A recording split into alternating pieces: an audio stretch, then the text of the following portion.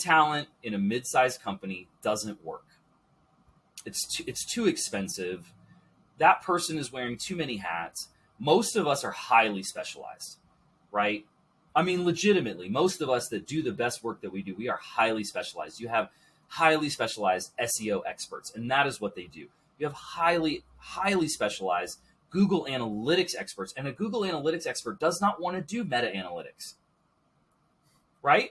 And a social community manager doesn't want to be a social campaign manager, right? So you're going to go out and you're going to get this person, and they're going to show you a well-rounded set of tools and set of experiences, but they're hyper specialized.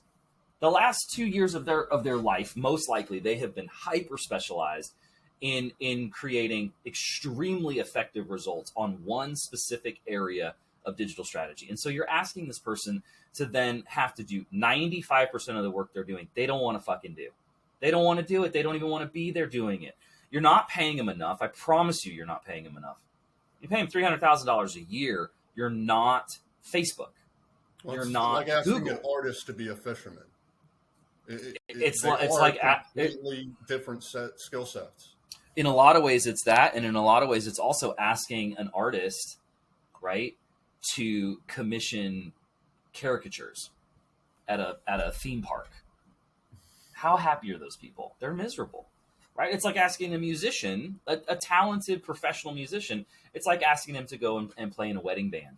They'll do it and they'll take the money, but they're not happy. They're not going to give their best results. And I think that's the biggest thing that I'm trying to say is they're not going to give you your best results. So it's tempting. It's super tempting. Everybody wants to go get a heavy hitter and bring them on their team. I've been that heavy hitter at those teams. And guess what? No matter how much I outperformed, my owners weren't happy. They weren't happy because I also wasn't happy. Okay. The second situation is you can go out and you can hire a bunch of freelancers and you can try to manage that. Okay. How much is your time worth? As a principal owner, as a managing partner, whatever, if you're between 1 and 10 million in revenue a year, your time is massively valuable. Massively valuable. Every minute that you spend is calculable. You can bring that to the bottom line of your company because it's a sacrifice that you're making. And you need to be spending your time focused on the absolute most important. I mean, I think probably the biggest thing that any of my business coaches ever taught me is that, your job as CEO is pretty much to make 5 to 6 really critical decisions every day. And the rest of your job is to be at the bottom of the pyramid and lifting your team up and empowering everybody in your team. And if you're having to, one, manage a bunch of freelancers, find them, understand the job role that you need them to fit. I mean, you're talking dozens Well, how does that even of work? hours. Because if you hire freelancers and Oh, you it's a want a nightmare. well-rounded strategy, who's going to manage all of the That's different- exactly it. Who's going to manage it? So either you have to do that, or you have to hire a product manager as a freelancer, or you have to hire a marketing manager as a freelancer.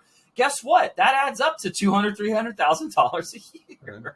Right. And because the intangible cost is your time. And I